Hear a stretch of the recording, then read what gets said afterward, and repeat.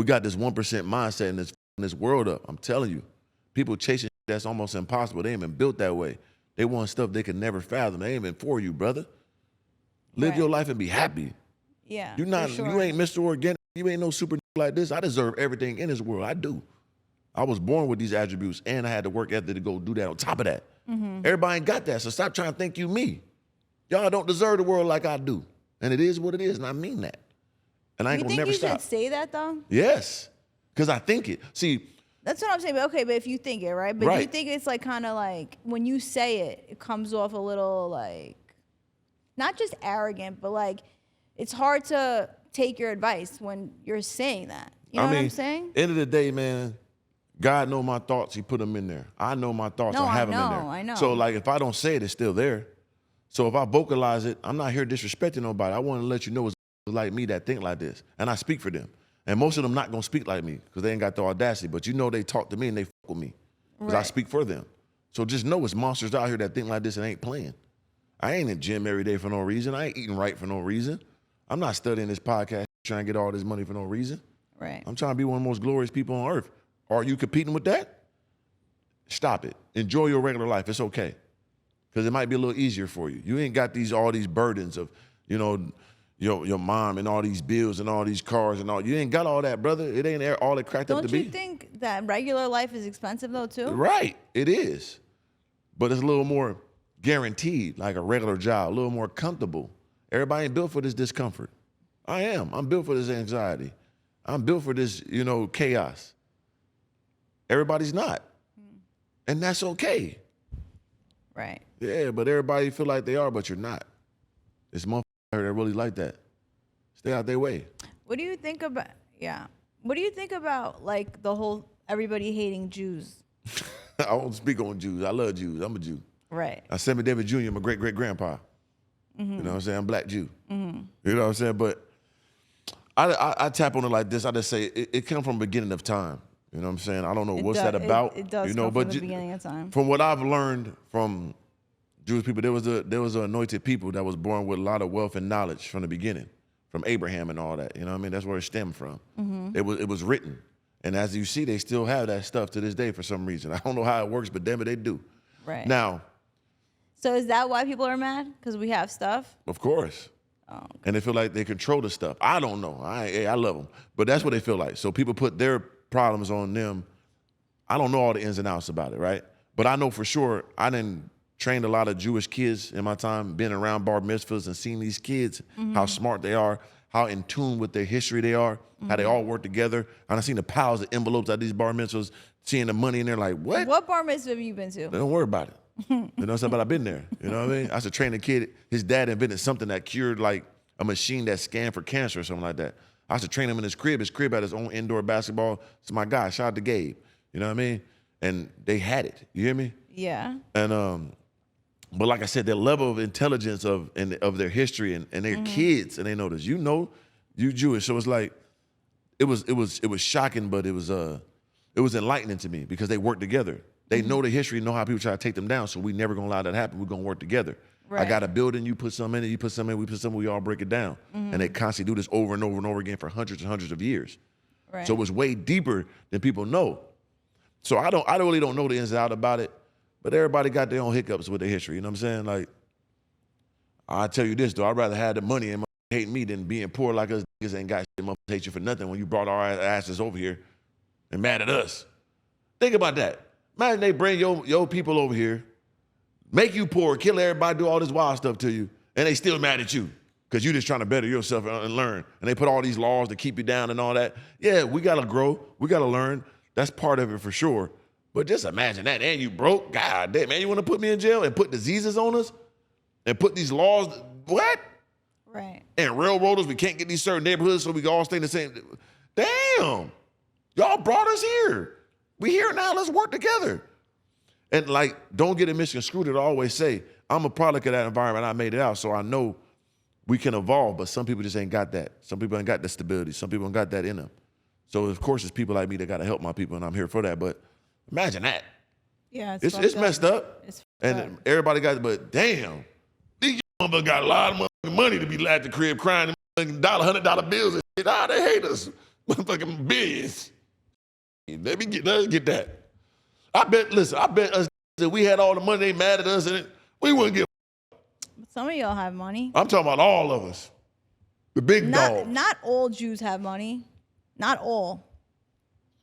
What? We just take care of each other. There's like a hotline for Jewish people. I already know. Yeah. All the financial district, all the jewelry district, all the diamonds. I know my research. All the Hollywood. No, like if you're stuck somewhere, they'll come help you. Right. Yeah. You think they got that? You guys don't have that? Oh, hell no, come kill you. What about the churches? Oh, they still them thieves. I hate churches. They don't help? What? Help? No, I don't know. I've never been to church. They take the money. They're the biggest scammers. Is the churches? What? Because I know, like, black people have, like, their churches. Yeah, they pull up in a Cadillac and you walked up there with two flat shoes. Hold on the back of the shoe. But they love the churches. It's like the South and stuff like that. They fools. Right. Shouldn't be doing that. You know what I'm saying? Learn your own scriptures. Don't be following these dudes. Like the most of them was pimps returning to pastors and all that. Mm-hmm. That's game. And it's tax-free. That's a cold game. Actually, do your research now. You start your own church, your own cult. I know. That's a goddamn lucrative. I know. I don't like churches. Now, of course, I love religion. I love my Bible. I love all that. But I don't even with all that. No, they don't help. They in big old, you see Creflo dollars on them, big old mansions and jets and all that? Yeah. And these people poor how? I don't know. You shouldn't have nothing, but in the Bible it said you should have abundance. And man, shut up, man. Take care of your people. You shouldn't have nothing. You're a man of God. I don't care what's in that Bible that says anything about some money. I don't like, anytime I go to a church talking about some money, I leave. All them abundance and high money churches, I'm getting out of there. I'm going to my church. I'll be like, they talking about money? Man, I'm out of here, man. Why y'all talking to me about some money? I'm trying to clear my conscience and be closer to God. Why you bringing up money? What do they say? I don't know. I've never been to church. They just be saying that like if you give your tithes, it's in the Bible. Man, why are you what you doing with the money? Why you living better than everybody in here then? Right. Oh, because you close to God and he blessed me. That's a scam. It's a scam. Yes. I don't believe in it. Right. I believe in my God. I learn my own Bible. I don't need no pastor. I don't need no big old churches. But in our religion, right? Right. So like if you're fucked up, they will help you. Right. See, there you go. And that so that's shows it. That's the only thing we got. I like that. Yeah. So if other communities should have that too. And at the same time, what people fail to realize is that the black community is one of the most youngest communities in history, right? Yeah. Because at the same time, we're not African. I don't know nobody last name Mukabuku who did nothing in my family. Right. I know Rivers. I knew my great-great-grandma. There were no Africans around, none of them. So we black people. So you got to think about that. That was 400 years where we just came from Africa and built all this. 100 years, we just getting out of that. You know what I mean? Then 50s, we still got them, you know what I mean? Yeah. We just started getting free, like really move around, 80s really. So we just now learning all this stuff. And it's 2025. We still got we catching up and we're doing it fast. Right. But we probably one of the youngest races on earth and being held back the whole time. Do you think about that? That's crazy. But look at our, you know what I'm saying, our progression so far. And we're going to catch up. Right. For sure. So think about. I think you guys, like, I think black men are the most, like, desired men on the planet. Of course. So, I mean, that's a lot. I think them. That's a big deal. I think them whites for breeding us that way. I give them props for that. I ain't gonna lie. Yeah. Because they had to do this. They had to get the big nigga with the fine way. They mix him up. They made a hell of a specimen now. They made enough. There's some cold, but white some cold now.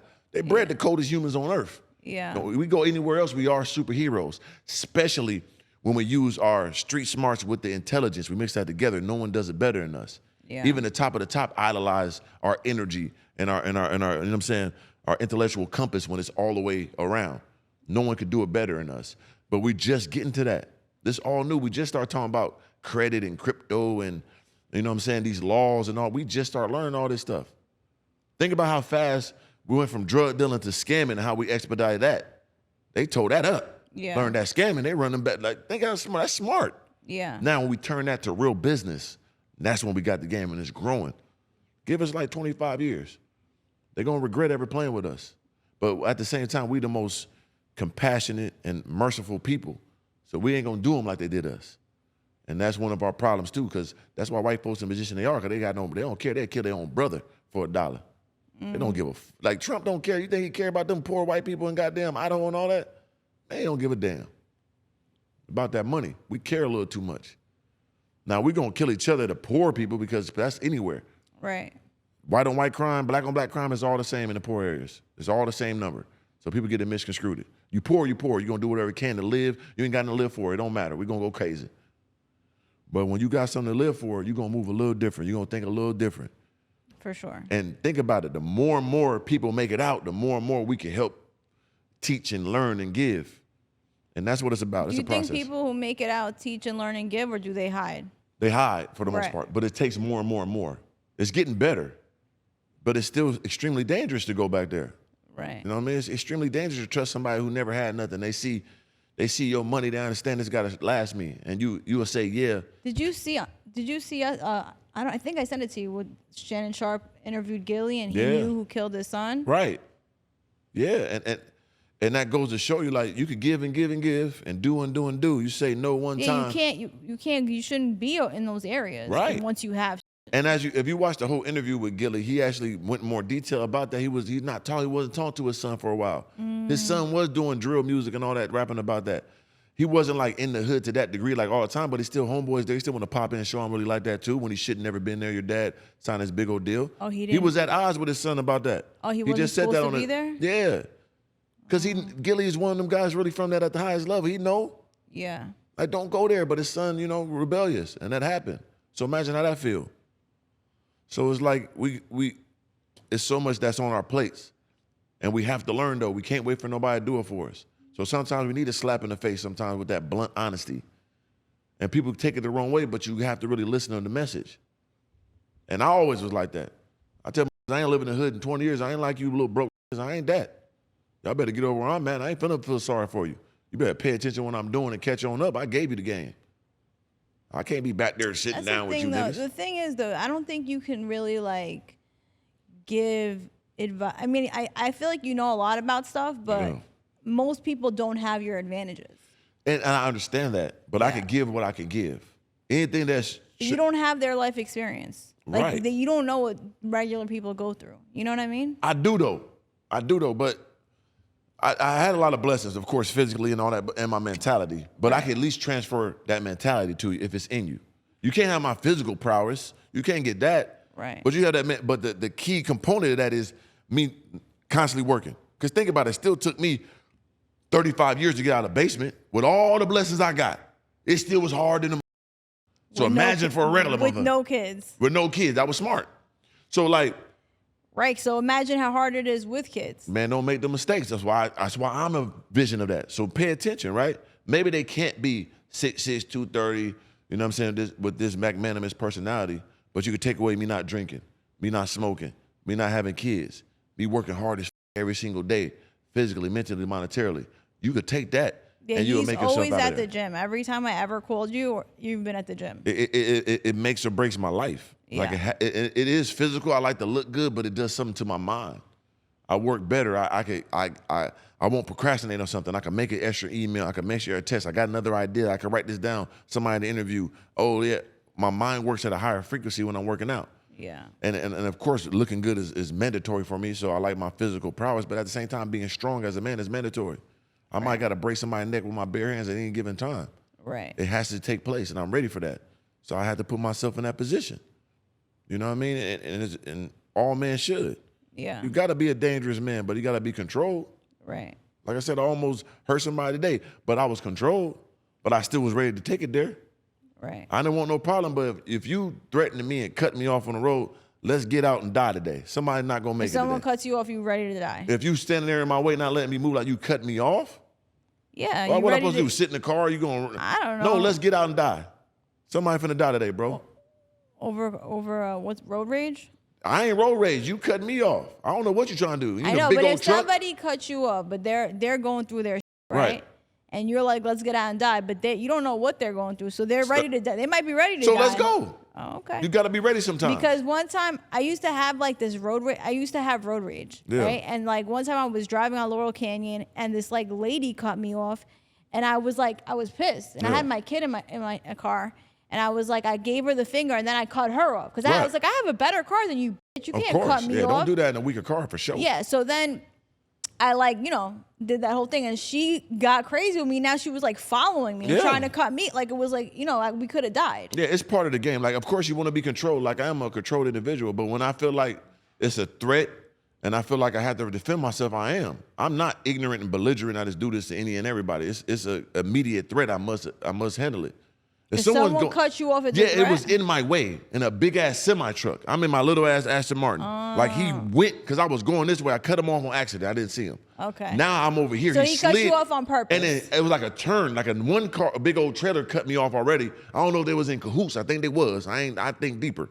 He already cut me off on a big ass trailer. Then he came and had an angle like wouldn't let me go type. So I'm supposed to sit there. I don't know what you're gonna do. You could jump out, bust my. Let's figure it out. So what happened? He ain't get out the car. He saw when I got out, he saw a monster, and I had big thigh on me. Right. I'm coming with both. Right. I'm coming with both every time. He said, I don't want no problems. It was all good, and God bless both of us. I ain't no malice. I ain't thinking about it no more, and I'm happy God allowed that to go that way. I don't want no problem, but if it's a problem, it's no problem. Right. But I don't want no problem, and I'm glad nothing happened. I'm glad I had to hurt him. Glad he didn't do nothing to me. God is great. But any day, any second as a man, that can happen any time. You have to be ready. You have to have your mindset ready on war. Right. If you can prevent it, that's the best. But if we're going to go there, let's dance, baby. Right. I done been in a few times. It's documented. I need that. Yeah. Yeah, as a man, I got to have it. Yeah. I'm a warrior. You I want blood on my shield. Right. On your shoe? Shield. On your shield.